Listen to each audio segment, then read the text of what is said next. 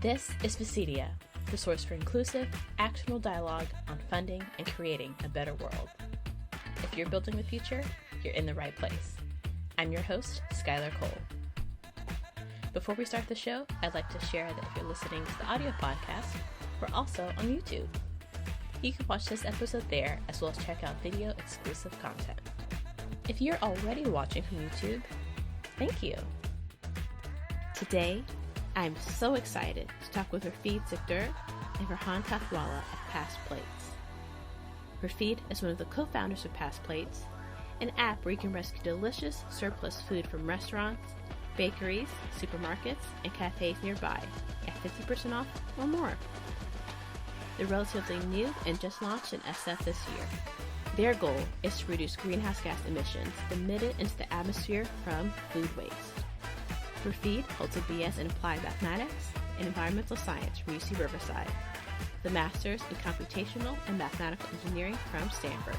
In his spare time, you can catch him skateboarding the streets of SF, surfing, or playing guitar around the bay.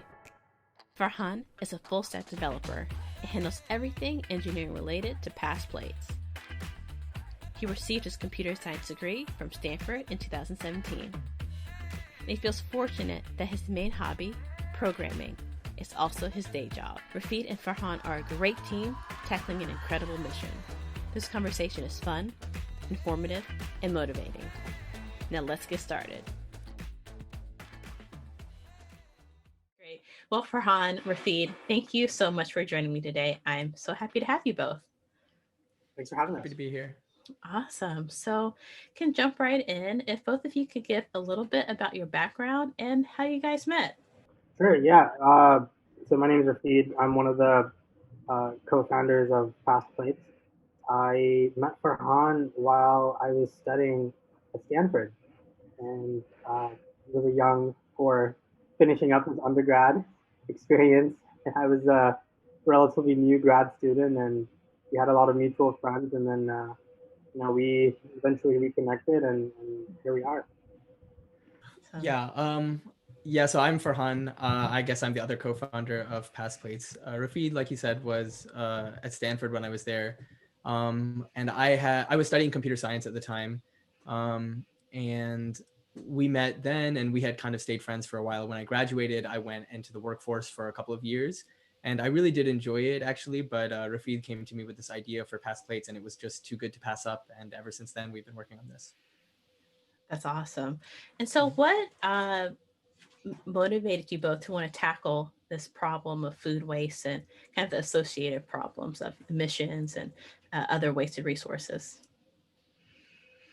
Yeah, I think for me, what kind of drew me in was the fact that I wanted to do something related to sustainability. Mm-hmm. I wanted to do something that was connected to helping the planet get a little bit better from some type of work that I was doing. And I wanted it to be a little bit tech focused. Mm-hmm. And I also didn't want it to be solely a nonprofit. Because I've seen the nonprofit sector, and sometimes it's kind of a hit or miss because you're always constantly storytelling, constantly raising money, constantly asking for donations.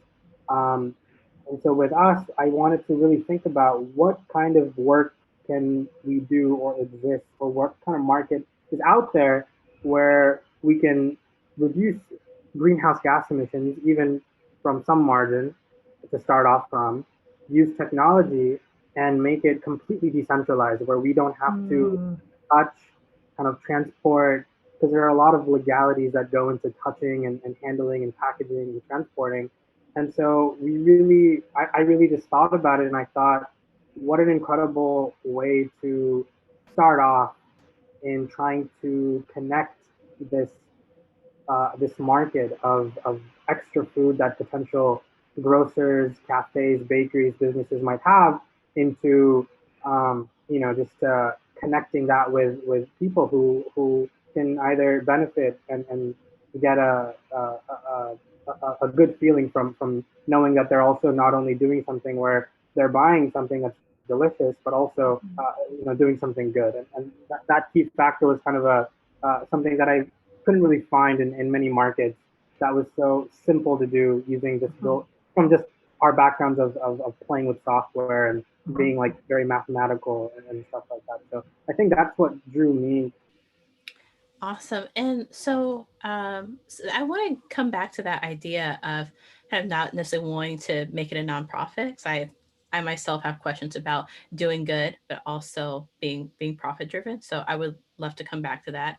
But let's uh, uh, go into Past Plates. What is Past Plates, and tell us the mission. Yeah, no, Fast Plates is a it's an app where you can rescue delicious unsold food from restaurants, bakeries, grocery stores nearby for at least 50% off. You might not know exactly what you might get in your mystery kind of magic bag of goodies, and businesses don't always know exactly what they might also have for the end of the day, but they have this delicious food which you may or may not be familiar with depending on what's nearby.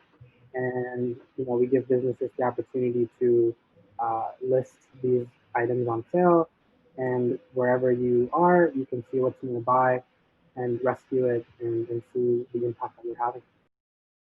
So tell me more about this mystery bag, because I have the app. I'm not on the Bay right now, but I was taking a look at the app, and so you can have a mystery bag, but you can also uh, like reserve or order particular items. Yeah, so basically, we offer the flexibility for some businesses to list individual items that they would want to sell, whether it might be like a chocolate croissant or maybe like this sushi roll or something. You know what I mean? And Yeah. other times, some businesses want to list a combination of goods, whether Mm-hmm. it might be groceries, whether it might be baked items, whether it might be maybe some vegetarian meal. Mm-hmm. And it's a very minimal effort for them, and it also provides an element of surprise for their customers as well, who may know of the quality of the restaurant that they are, to Mm-hmm. incentivize them to also discover them, come by, and just kind of like buy many other things that might not be in the platform as well. Mm-hmm. So you offer both flexibility. And one thing before we keep talking more about Past Plates itself, could you share more about like what is the problem? Why is this kind of share the scale of the problem as far as emissions and food waste? Yeah, yeah. So I was actually quite surprised when I was doing a little bit of research fairly early when we were starting off, before we even got started. One third of everything that's produced in the world is either lost or wasted throughout the chain from farm to table. And there are many factors that lead into that, from fruits and vegetables that don't meet market standards for what they should look like, to Yeah. poor refrigeration and transporting, from like taking it from the farm to the warehouse, to even like uh, the store in general, Mm-hmm. and then also consumers in general. Like I think households make up a majority of food waste in the Mm-hmm. world. When we buy food from the grocery store, we might forget that we have, X, Y, and Z sitting in the back of our fridge. Yeah. And more often than not, we're like, no, I don't want to throw it away, but it's moldy, it's old, I maybe completely forgot, or I was hanging out with friends and I had this or that, and unfortunately have to throw it away. And so when we were looking at that market, we thought, okay, what's going on solely in the United States? Mm-hmm. Now, 40% of everything produced in the US is either tossed or uneaten or Mm-hmm. just gotten into the landfill. And of that, we thought, okay, what percentage of that comes solely from catering, from food service industries, from hotels, from bakeries? Let's look at that on a high scale. And so then we were like, okay, this is a big market. In big cities where you have a concentration of lots and lots of restaurants, lots of food hubs, uh, it's easy for businesses to overproduce Mm-hmm. and be able to. It's very difficult for them in general to predict demand day to day. You can do as much as you can to do like inventory kind of logging. You can do a lot of things, but at the end of the day, you're not going to be prepared for a pandemic. You're not going to be prepared for things to be shutting down and you're sitting on an extra surplus. You're not going to be prepared to have maybe a handful to a dozen orders where someone is like, Mm-hmm. hey, we don't want this, or this is mixed up, this is that. So as you look at that, as we looked at that, we saw, if you look at the aggregate of Mm-hmm. individual businesses, let's say each business has maybe one, two, five, maybe a dozen, If you take 100, it adds up to thousands of items that are just being tossed and tossed and tossed. We thought, there's a market here. That's what's going on. This is why they have a problem of not being able to make 100% exactly what they need day to day, so every single customer can come by and pick it up. So how do restaurants or food outlets engage with past plates, and what is their, how do they get started? And then can you talk more about kind of the business model? Sure. We talk to businesses ourselves. Businesses reach out to us, trying to learn more about what we're doing, what our work is, and then when we tell them, we have an effortless channel of uh, we have an effortless method for them to earn some extra revenue while reaching more customers and becoming a bit more sustainable. And usually the biggest uh, uh, the biggest thing that kind of entices them is the fact that they can reach more customers and get more foot traffic through the door. Because we're all always thinking about sustainability and trying to reduce the amount of emissions that are out there. We are not doing delivery. And so if people are always picking it up and they live in close proximity to these restaurants, these businesses, it's increased foot traffic for them. And so whenever they list something on sale, it's completely free to do. And then we also just take a small percentage when everything is sold, as do many other kind of food ordering or food delivery kind of apps in the food space, startups in the food space. And something that stood out to me on your website, it says that there's not a subscription. So I believe on the business and the consumer side, you don't have to have any long-term commitment. Uh, why did you make that decision? I feel like subscriptions are a pretty kind of common model these days. If you could talk more about some of the choices you made there. I could actually talk about that if Rafid doesn't mind. I think maybe give him a break a little bit. Yeah. But yeah, I think basically, you see, food waste is like Rafid was kind of saying, it's kind of a flexible, like variable sort of issue. You might have a lot of waste at a certain point, and you may not have a lot at another time. So you need to be flexible with how you handle it. And so for that reason, our platform is also flexible with how we charge. So we charge per transaction to businesses, and we don't charge them a subscription or a monthly fee to be involved. And then we also don't charge customers a monthly fee to have access to or to purchase those goods. We're always looking at our models and seeing how revenue is coming in and what we can do, but for now that's the reason we've made that decision. Yeah, no, that makes a lot of sense. And as something along the lines of customers, I think a benefit to businesses is that new customers get learn about them and can try their goods. But why is it that necessarily new customers are coming to these restaurants versus existing customers who may think, oh, I can get pad thai for 50% off? Like, that's my favorite food. So what draws in new customers? I know the price is probably a big draw. That's an excellent question. So I think part of it is that you have different markets, really, right? Restaurants have a marketing kind of set up for a certain kind of customer and a certain kind of demographic that they fit, and they're always trying to expand it and find what works.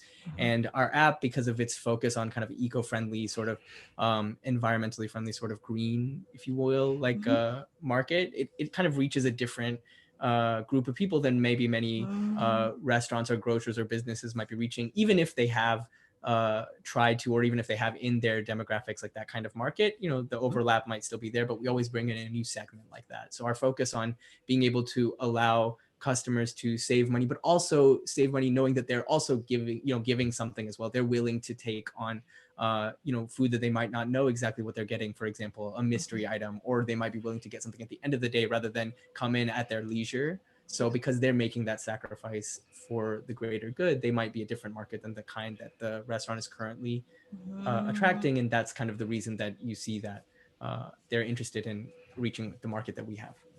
That's awesome. It's something I love about the app is that you can actually see how much food waste you've saved, even without being in the bay. Like, that's super motivating to see your impact and not just kind of your personal benefit and cost benefit. Also, all the food is at least 50% off. I'm wondering kind of how you came to 50% off, and did you consider and that's a minimum, I believe, discount. So it could That's vary, right. but how did you guys decide on 50% off? I think the way that we kind of thought about it was, we want to be consistent with how we reach our customers and how we try to market what's available. And so we've had some businesses in the past that were a little bit like, hey, I know that this is extra perfectly good, delicious food, but your feed 50% off is quite a discount. And we told them, you know, this is the way we wanted our business model, solely just because we wanted to be consistent with how we take our vision for this food and kind of deliver it, communicate it with our users. And so if one business is like, if we can do 20, and then another business is like, oh, let's do 30, another one's like, let's do 40. There's a level of inconsistency from the user when you're like browsing through and you're looking through these things and you're like, yeah, I don't know. I downloaded past plates, but maybe one thing's 20, another thing's 30. I have to calculate how much am I saving? Is this actually gonna, you know what? Forget it. Let me just use something else. Let me just kind of like cook something. So we really wanted to entice the user to think, wow, oh, everything's 50% off always. And in addition to that, I'm also doing good. And we tell the business, hey, we know that other apps or other businesses might do A, B, C, or D, but this is food that you're losing 100% of something. If we can give you 50% of something, 50% of something is better than 100% of nothing. And so let's work together. And we were able to make that happen. And that's where we thought about this kind of number. So I would love to dig into more on the customer side, because I think there's a few interesting things. So one, since it's not delivery, customers have to be in a certain proximity. So I would love to hear what is the, I guess, radius for customers. It just seems like a great way to promote local economies and buying local.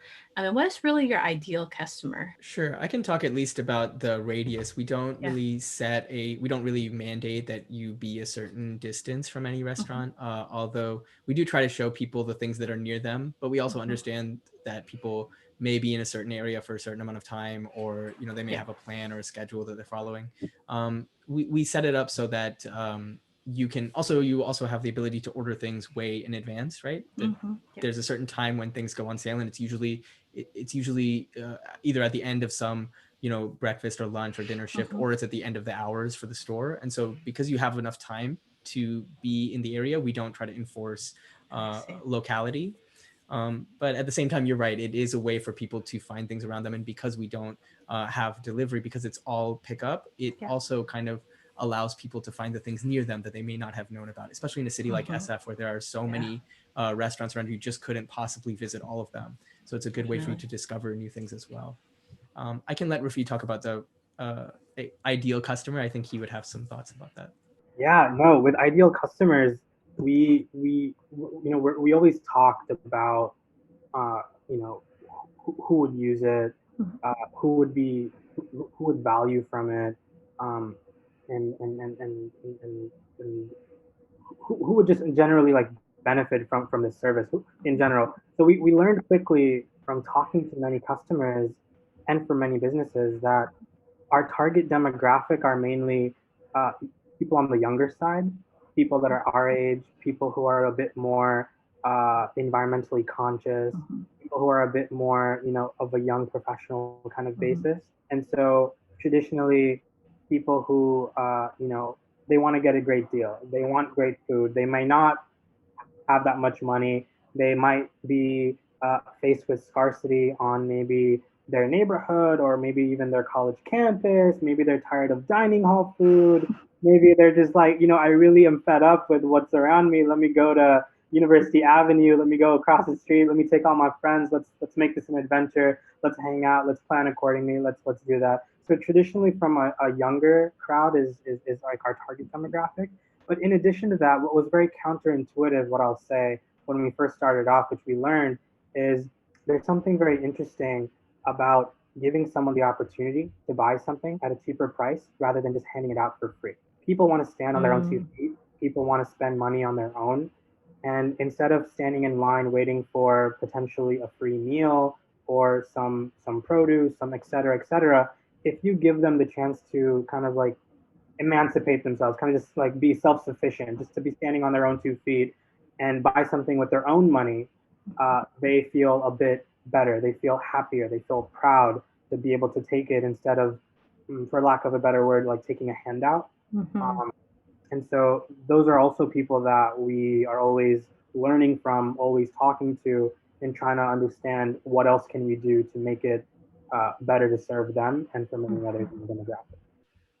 The behavioral economist in me wants to continue on that on that line of thought, but that I feel like that's for a separate conversation. Yeah, but that's super interesting. Now I'd like to talk about you. Are a small team. It's the Yeah. two of you, and you, I believe, founded Past Plates earlier this year. So, how can you talk more about how you guys manage uh, operating, dividing responsibilities, and really executing and delivering on such a big mission? Yeah, I could touch a little bit, and then Farhan can feel free to jump in.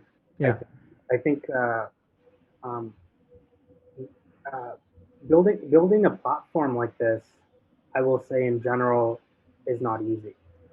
Building an app, a mobile app in general, is not an easy task to do, and depending on what type of market you want to address with your app, uh, creates a level of patience, and it's very time consuming. So for us to build something that connects both businesses and customers from one platform Mm-hmm. is not easy. And fortunately, I'd say Farhan and I are both uh, Stanford technical students, graduates, alums, and so we're literate on kind of the computational kind of software mathematical side of how to do things. Mm-hmm. And I think from fairly early, we both kind of sat down and always learned from each other on Mm-hmm. what we are good at, what is our expertise. And so I know what I'm good at, I know what I'm not good at. Farhan knows what he's great at. He knows that there's some things that I might be able to do that he might be able to learn later. But we try to understand what are our strengths, what are our Mm-hmm. weaknesses, and then try to just work together to come up with what tasks need to be done, and we always plan accordingly to get things moving week by Mm-hmm. week or every couple weeks, because momentum is always so important in such an early stage for only maybe a handful of people or just two people right now Mm-hmm. from where we are. And so from there, we just kept learning from each other, kept Mm-hmm. listening from each other, and then kept moving at a steady pace to get to the point where we are now. Yeah. I think he covered most of the things, but I can add a little bit from my perspective if it helps. Basically, I think a couple of things that we do that really helps out, since it's a small team trying to tackle sort of a big project.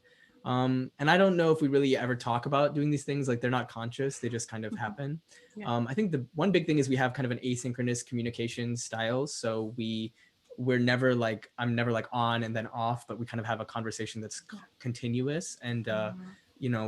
we're always going on, we always pick up where we left off, if that makes sense. So towards the end of the day, even if I'm about to log off and take rest and go back, get recharged for the next day, we don't do like a goodbye, see you tomorrow. We just leave Mm-hmm. it where it is, and then the next day we pick up from there. So we have a stream that's constantly going. It's better and it's easier to keep information that way, I think, Mm-hmm. because when it's just between us, there's a lot of things that are not going to be standardized. There's going to be a lot of things that aren't kept. We're not going to have perfect bookkeeping, record keeping, etc. So it's good to have that kind of stream of communication going on and on and on that we can always plug back into. I think that's one thing that helps. Rafid talked about dividing responsibilities evenly. I think that, or at least towards your abilities, I think that's really important as well. Knowing where you're more suited to do something and knowing where it's going to be better for you to kind of be hands off. At the same time, we do actually have to wear a lot of hats because there's Yeah. just only two of us. So there are going to come times that you have to step outside of your comfort zone. And it's actually really good because it allows you to kind of understand what the other person is doing. So let's say if one of my Mm-hmm. strengths is not, or let's say one of my weaknesses is maybe in-person meetings with the businesses, trying to keep them, kind of trying to get their feel for how they're doing and what we can do to help out. If that's not a strength of mine, it's a strength of Rafid's. Me going and doing that every now and then helps, because then I get to put myself in his shoes and I know what he's going to go through the day. And I know how I can help with the strengths that I do have and vice versa. So those are some things we've been doing. Another thing we've been doing recently is we've been trying to kind of write tools for our own use to make our jobs a little bit easier and quicker. So try to automate out certain things that we do in the day. So if there's some kind of communication that we're always doing with a business, or if there's some kind of thing that we constantly have to do when we're onboarding somebody, then it's something that we can build like tools to help us automate and make easier. That's also something that's been really helpful when you have less people. Try to let technology do the work for you. Well, you guys sound like a great team. Uh, that's awesome. Um, One thing too, I'd like to talk about as far as kind of the mission of Past Plates is that I think it can feel pretty immense to want to make kind of environmental change, but it seems like with Past Plates, you're able to, uh, in a not necessarily lighthearted way, but in an easier way, kind of interact and have impact. I'm wondering if you could talk a little bit more about how you kind of develop that sentiment, and if that's something that is key to Past Plates. I think that's a great way to put it, actually. Maybe not lighthearted, but easy, or it should Yeah, feel yeah. easy to do good. Yeah, I agree. I think earlier we had talked about ideal customer, and I kept thinking the whole time, the ideal customer is me, honestly. Like, I'm the person that he's describing, like somebody who's young, who wants to help out, who has the will to do so. And also kind of maybe I am a food sort of oriented person in general. So being able to, feel like you're doing good, but also be able to enjoy the things that you're enjoying, and try to take doing good out of just like I do charity in a certain part of the day, but try to make it every day, and like try to make conscious decisions about what you're doing and make them feel charitable. I think that we can help people do that by making that easy, if that, like you were saying, easy and lighthearted. So we want people to feel empowered to be able to make choices that help out, but also help them, right? If you have a win-win situation, then everybody's happy. And so we want to share that happiness with people. So that's kind of why we have that aesthetic, if that's what you're going for. Yeah, definitely. And on this win-win, earlier we mentioned kind of doing good and also being financially driven. I'm wondering if you both could share a little bit more about your thought process on that and any challenges you faced so far. Yeah, I think to like kind of um, go off of like the previous question a little bit on like the impact and how can we imagine this impact that we want to have. There's this great quote that I was just looking at the other day that kind of popped up on my radar, and it mentioned, like the largest avalanches are like triggered by like small things, like small pebbles. And so I think one of the biggest things that we kind of wrap our heads around is the fact that, you know, when you have in the back of your mind that, hey, we want to reduce greenhouse gas emissions. Okay, great. How do you do that? Well, let's focus on food. Let's focus on food that's wasted, and let's focus on just businesses and merchants in different cities. Okay, then how do you do that? Let's break it down to just one city, one neighborhood, a handful of businesses, and let's test that market. Let's test our hypothesis.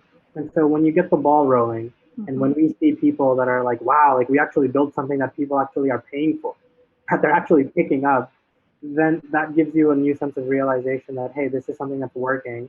And once you're able to kind of keep learning and build it at scale, you will start seeing all these small pebbles, all these small kind of movements come together, and all the impact that you will see, all the data that you'll see from individual users, individual businesses will come together and say, wow, maybe after this X amount of time, we've reverted like maybe 10 tons of CO2 or methane in the atmosphere.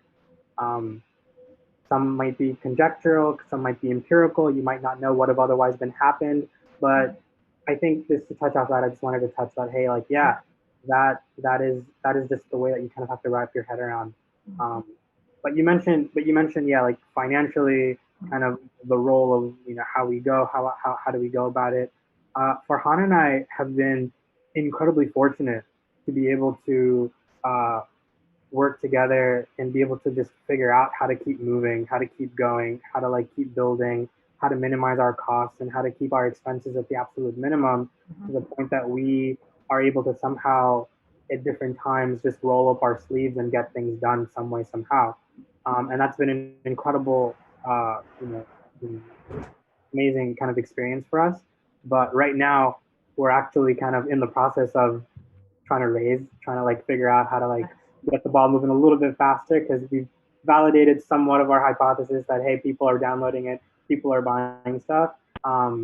But up to this point, we've just been able. We haven't had to like sell our souls to the devil to like get to this point, which is I think something that we're really fortunate to be in. Farhan can probably share with you a little bit more of his thoughts on that.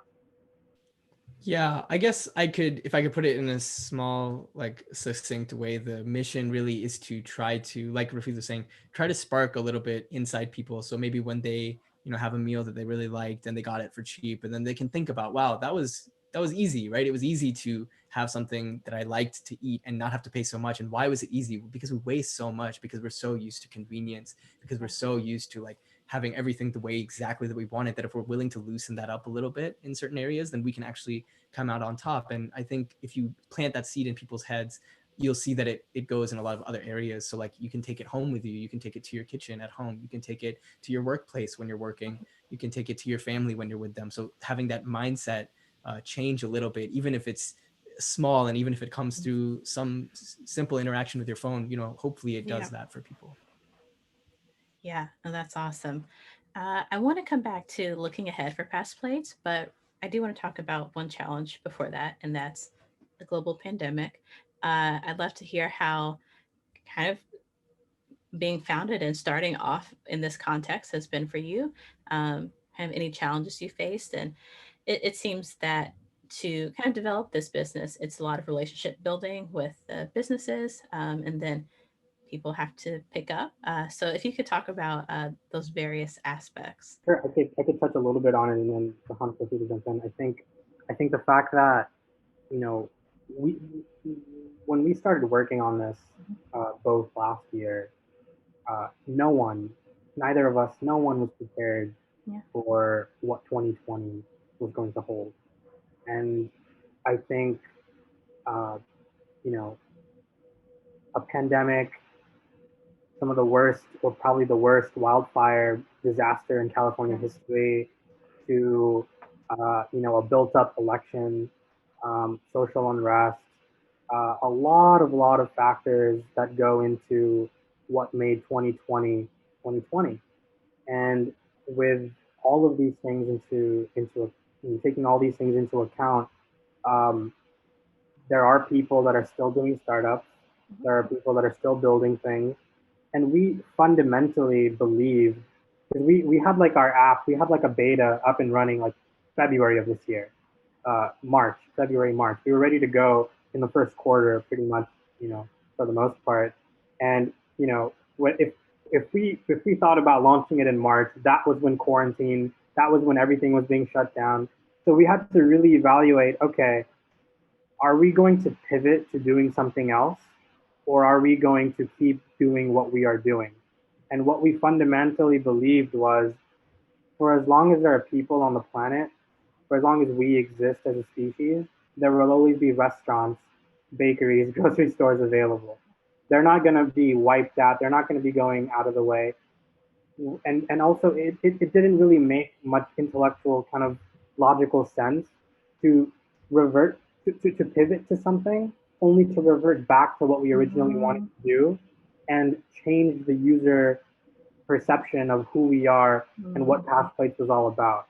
And so understanding consumer behavior, consumer psychology was difficult in and of itself, and to change that is incredibly difficult.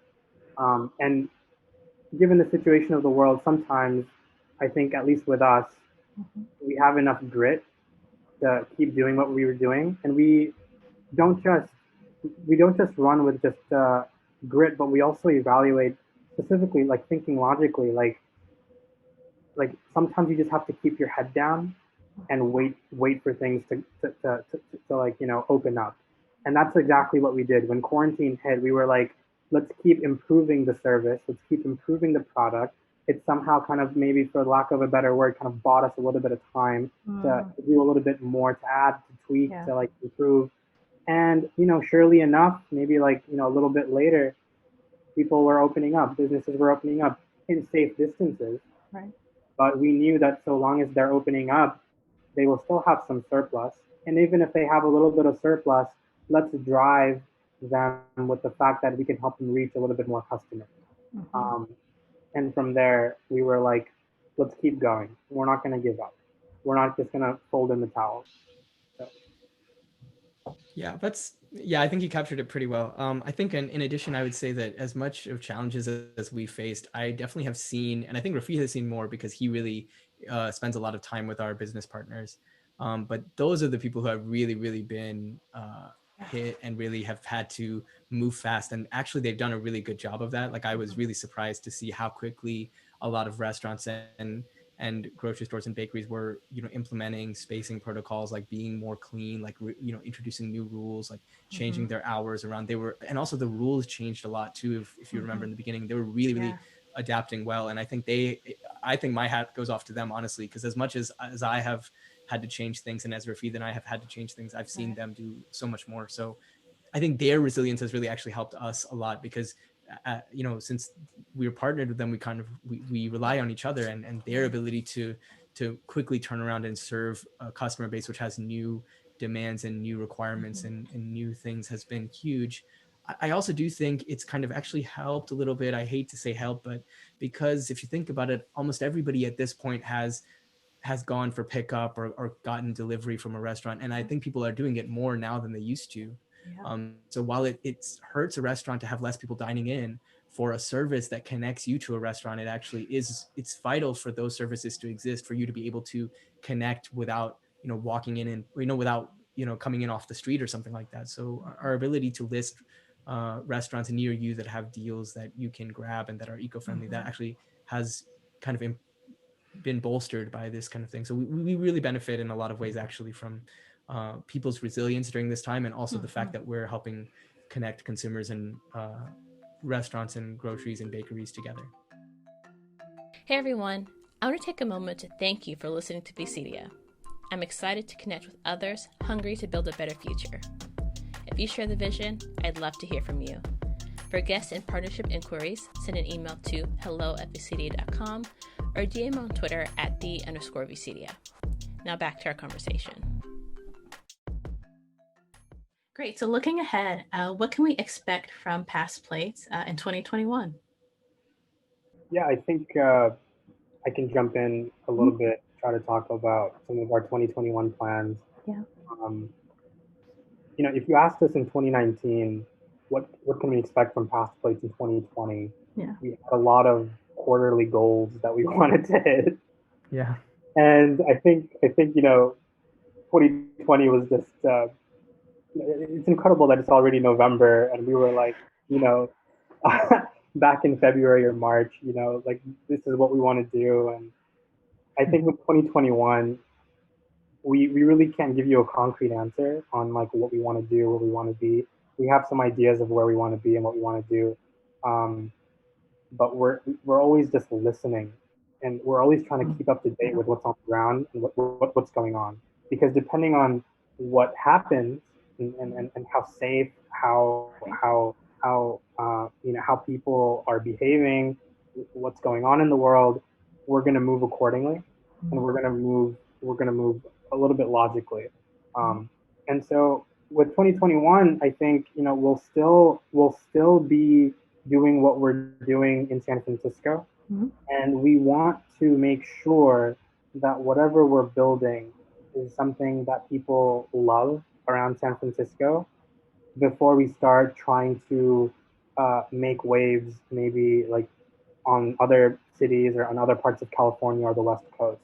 And everything kind of rides on, are we going to have another shutdown again? Winter season is coming, so people really don't want to go out. People don't want to be out in the cold and the snow, et cetera, et cetera. Consumer tastes and preferences change depending on what the latest information is happening and stuff like that. So we're still playing it by ear, but we're still gonna, keep our heads down or sometimes up depending on what's happening, and just keep doing what we're doing around San Francisco, because it's a great city to be doing what we're doing. Everything's kind of close together, and we hope to do the best we can, and eventually kind of ramp up and do more. So you'll have to just bear with us, keep an eye on us, and see how we move forward. I think he's trying to be a little modest and trying to hedge bets for next year because we just don't know what it will look like. But like you said, we are listening. So if you are interested, if you live in San Francisco, or if you live around the area, or if you live even farther, wherever you are, if you're interested in the service, we would love to bring it to you. So we're, like you said, we're always listening. We're always interested in knowing what people want. If you want it, let us know. We're working on doing that. We just don't know if it will be possible because we just don't know what the future has in store for us. Right. So I'm sure listeners are interested in your work after listening to our conversation today. So if you could say how people can get in contact with you, and I know there's a lot of variables for 2021 and moving forward, but throw out some things that maybe people can connect with you on. Absolutely. You can contact us through our website. It's pastplates.com. You can also email me or Rafid, and it's just our first names. So it would be for me, Farhan, and for Rafid, it would be Rafid at pastplates.com. So that's the best way to get in touch with us. Yeah, feel free to also just, we're pretty big. We're trying to like stay pretty active on social media as well, especially with like, being around food and like restaurants and stuff. I think we're pretty active on Instagram and stuff like that. So feel free to kind of check out what we're doing, kind of the latest updates. If you want to like learn a little bit more, if you want to see what's new kind of popping up around your neighborhood, feel free to like follow and kind of email and download the app and sign up. And we always keep you guys in the loop the best we can. So definitely check it out. Awesome. So now we've come to the part of the show, Geek Out, where you both get a few minutes to talk about something that you love to do outside of building past plates, and maybe something you do outside of your studies as well. So please, geek out. Sure, Rafid, do you want to go first or should I go? I could go, sure. I think for me, hmm, hmm, hmm. there are two things. There are two things that I've been kind of like, I'd say, geeking out on. I think with winter coming up, it might not be the best time to geek out on it, but I've been surfing. I got into surfing last year. I got into surfing, and this year it's been a little bit, on and off with, the situation of the world. But I grew up as an LA native, always like skateboarding and being out in the streets and like just hanging out and cruising and doing tricks and filming and stuff. But I never went to like Santa Monica Beach to like ride the waves, but I saw everybody do it.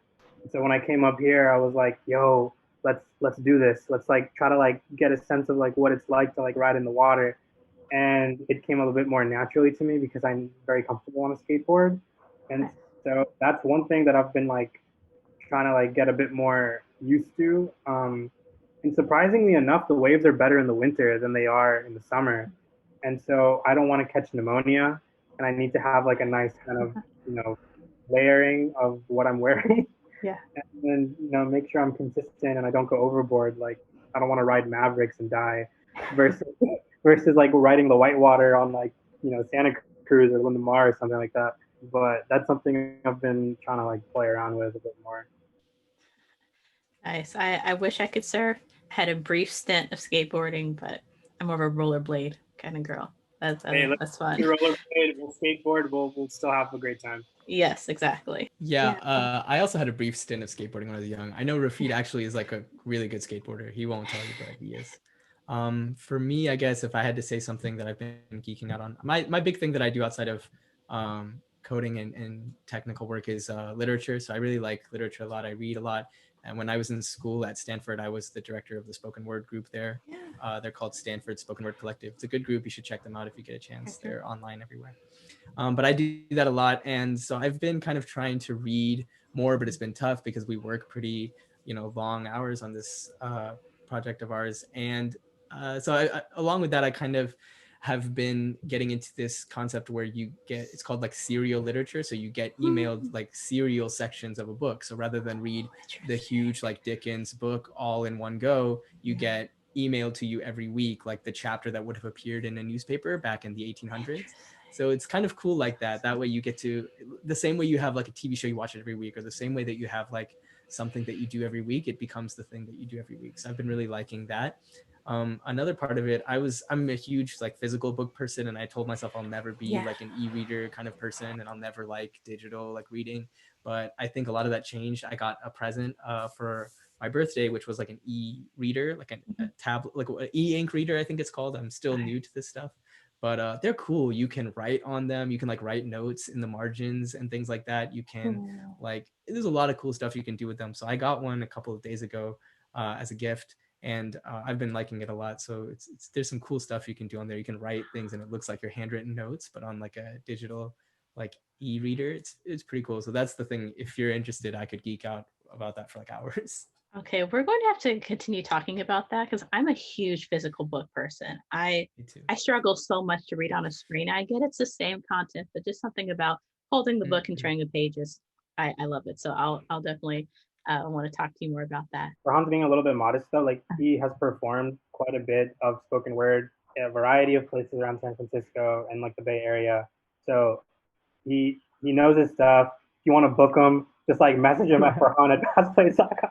So it sounds like you both are resilient, modest, but also make a great team. I love making sure that you guys hype each other up. That's awesome. Yeah. Thanks for that. I appreciate it. Yeah. So Farhan, Rafid, thank you so much for joining me today. This has been an awesome conversation. Thanks for inviting. Thanks for having us. It was great. Thank you for listening to this episode. You can subscribe on your podcast platform of choice and check us out on YouTube. If you're interested in being featured or know someone who should, send us an email at hello@VCedia.com. Also, connect with us on Twitter and Instagram at @the_VCedia for more from our guests, VCedia, and the future of inclusive investment and innovation ecosystems. You can also follow me on Twitter @SkylarCole. Until next time.